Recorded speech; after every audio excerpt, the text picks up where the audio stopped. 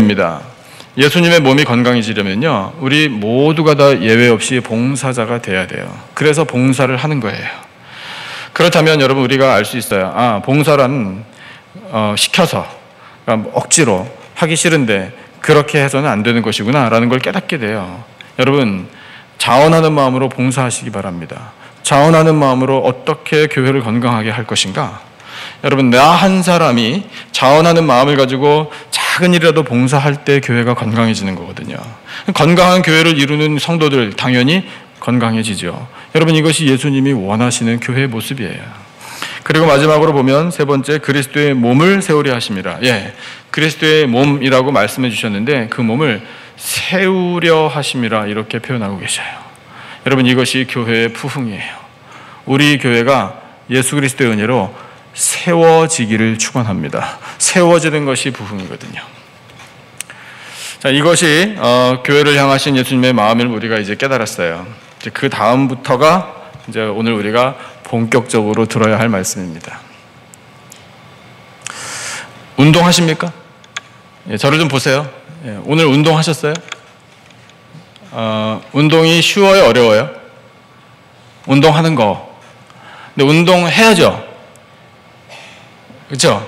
근데 운동하는 게 귀찮죠? 운동이 좋다는 건 아는데 왜 이렇게 귀찮은지 모르겠어요. 여러분, 노동과 운동은 다릅니다. 열심히 일하면은 운동 되겠지. 뭐 좀 되겠죠. 그런데 저를 정말로 아껴주고 사랑하는 의사 친구가 그러는데, 이 목사, 노동은 운동 아니다. 항상 강조해요. 운동은 운동답게 해야 된대요. 전 그렇게 말해주는 친구가 또 고마워요. 여러분, 운동이 중요하다는 걸 아는데 운동을 하는 게 편해요? 안 하는 게 편해요? 안 하는 게 편해요. 그냥 쭉 힘 빼고 쉬면 가장 편해요. 그런데 운동 안 하고 그렇게 살면 어떻게 되나요? 몸이 건강해지나요? 반대입니다. 몸이 약해지죠. 그러니까 귀찮아도 몸을 일으켜서 운동해야 되잖아요. 그래야 건강이지 않습니까? 아멘 나왔어요, 여기서. 그러면 생각해 보세요. 교회를 그리스도의 무엇이라? 몸이라? 그러면 교회도 뭘 해야 돼요? 운동을 해야 돼. 그럼 교회가 운동을 하는 게 뭔가? 여러분, 아까 저는 맨 앞에 앉았기 때문에 못 봤지만 앞에서 찬양 인도하는 목사님이 우리 다 같이 일어나서 찬양합시다 할 때 다 일어나셨어요? 우리 어르신들 불편하신 분들 말고는. 제가 안 일어나셨다고 야단치려고 그러는 거 아닙니다. 그냥 여러분 생각해 보세요. 일어나서 찬양하는 것도 운동 중에 하나가 되겠죠. 근데 오늘 주신 말씀은 그런 몸의 운동도 중요하지만 영적인 운동이 필요하다라고 말씀하셔요. 그 영적인 운동 세 가지, 이것이 건강한 교회가 되는 비결이고 건강한 성도가 되는 비결이라고 말씀하고 계셔요. 그 첫 번째를 한번 찾아보죠. 13절에 있는데요. 13절 우리 다 같이 한 목소리로 읽겠습니다. 시작. 우리가 다 하나님의 아들을 믿는 것과 아는 일에 하나가 되어 온전한 사람을 이루어 그리스도의 장성한 분량이 충만한 데까지 이르리니 아멘. 저는 이 표현이 좀 어려워요. 그리스도의 장성한 분량이 충만한 데까지 이른다. 이 도대체 무슨 말일까? 말이 복잡해요.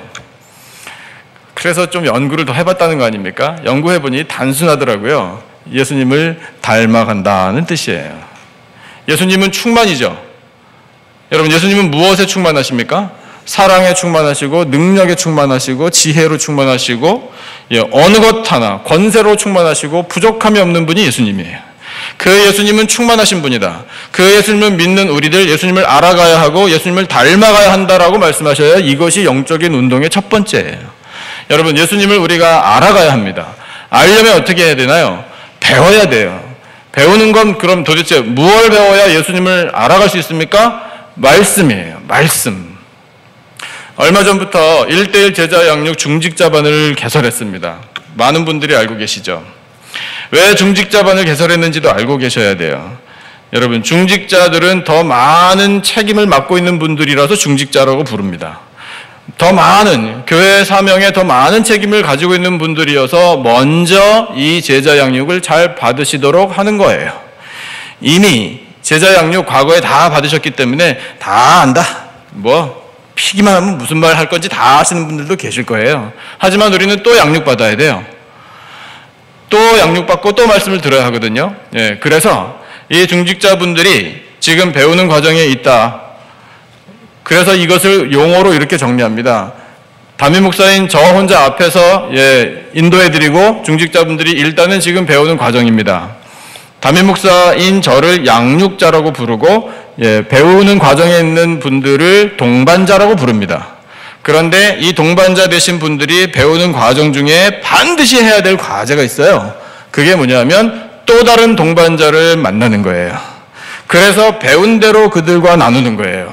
그러면 양육자가 되겠죠. 그렇게 해서 계속해서 처음에는 시작은 동반자가 되지만 양육자가 되도록 양육해드리는 것이 제자 양육이에요.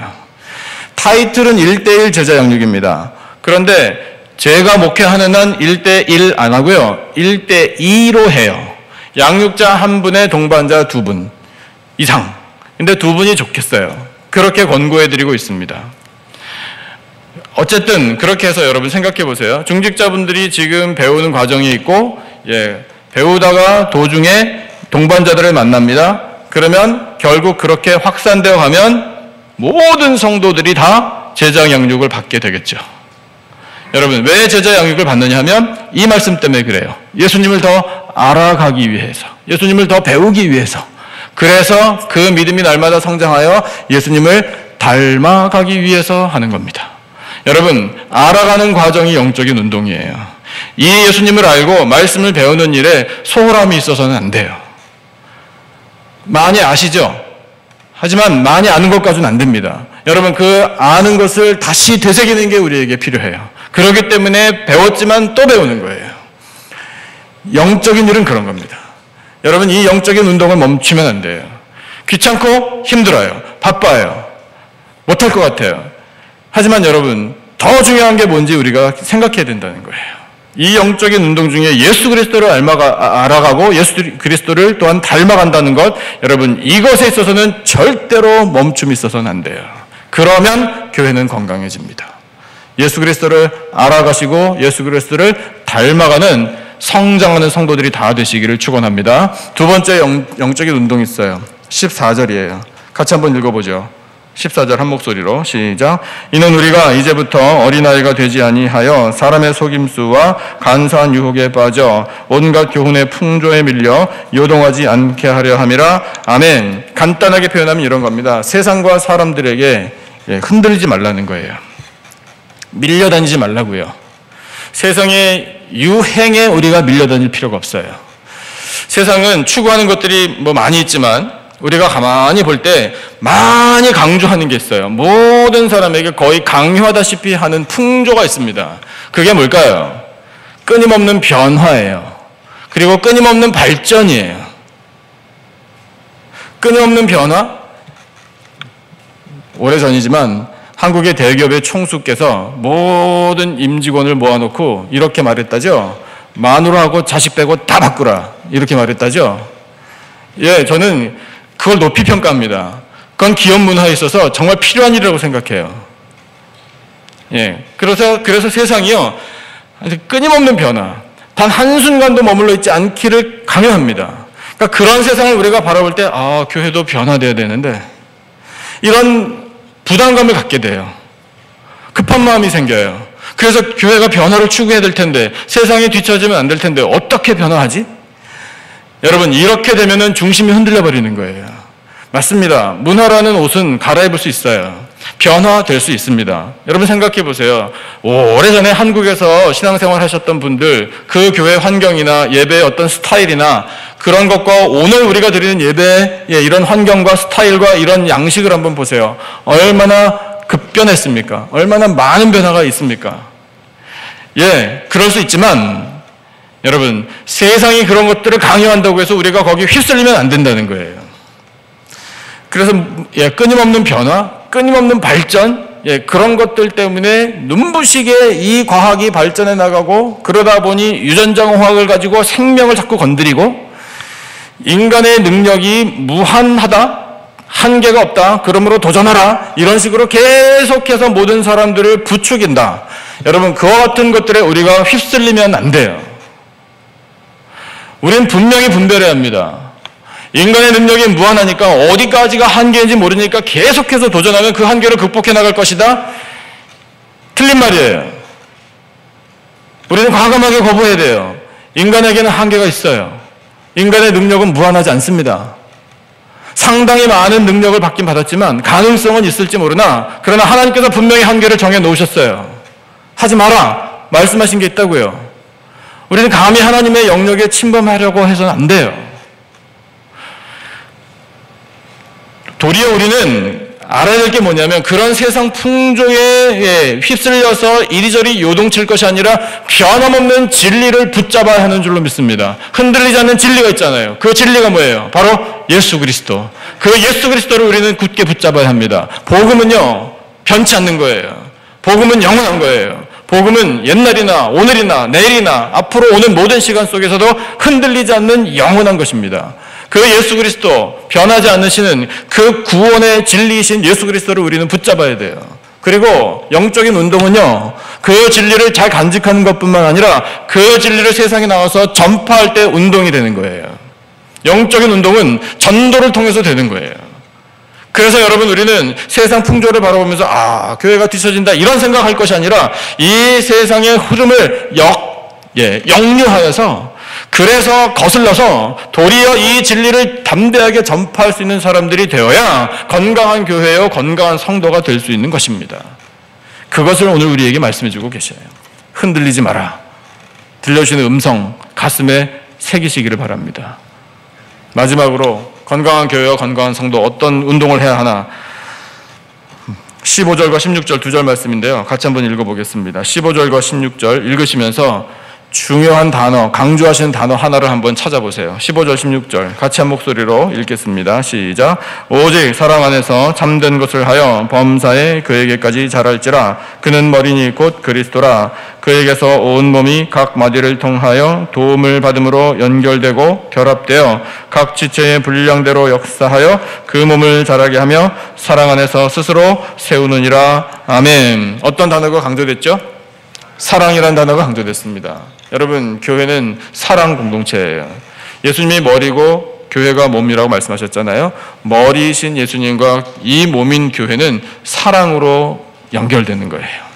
또한 성도들의 관계도 사랑으로 연결되는 겁니다. 여러분, 우리 가운데 사랑이 빠지면 교회는 힘을 잃어요. 그러나 교회를 건강하게 세우는 것은 사랑이에요. 사랑이 뭐라고 생각하십니까? 사랑이 무엇냐고 물으신다면, 이런 질문을 받으면 대답은 항상 우리 머릿속에 각인되어 있어요. 저도 알고 있습니다. 저도 그 세대거든요. 그런데 여러분, 우리가 통속적으로 생각할 일이 아니잖아요. 사랑이 뭡니까? 옆에 계신 분 얼굴 한번 슬쩍 보실래요? 그냥 얼굴만 보세요. 아무 말씀 안 하셔도 돼요. 한번 보세요. 그냥. 별로 보고 싶지 않은데요. 그렇진 않으시겠죠? 한번 보셨어요? 어떻게 그분 사랑할 만합니까? 사랑스러워요? 안 사랑스러워요? 사랑스러워요? 사랑스러워요. 사랑스러우시기를 바랍니다.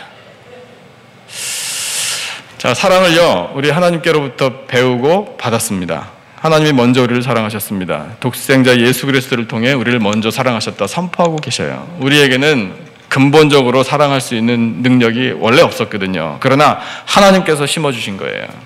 그래서 하나님의 사랑을 알아요.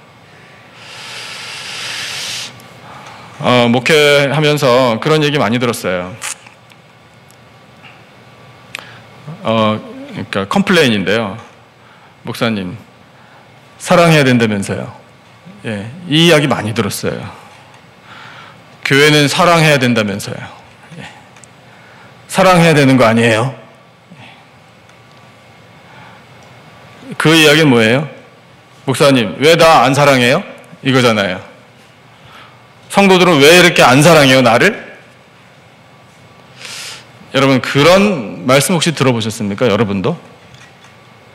들어보셨을지 모르겠어요. 에이, 교회가 사랑이 없다고. 냉랭하다고. 말로만 사랑한다. 말들은 잘하더구만. 사랑합니다. 말들은 잘하는데 하나 사랑 보이지도 않더구만. 이렇게 말씀하시는 분들이 좀 계시더라고요. 뭐 할 말 없어요. 그렇게 느끼셨다는데 뭐라고 말씀하겠어요? 근데 안타까워요. 그분은 사랑의 반쪽만 알고 계시는 거예요. 예. 틀린 말은 아니지만 안타까워요. 예. 사랑의 반쪽만 아는 거예요.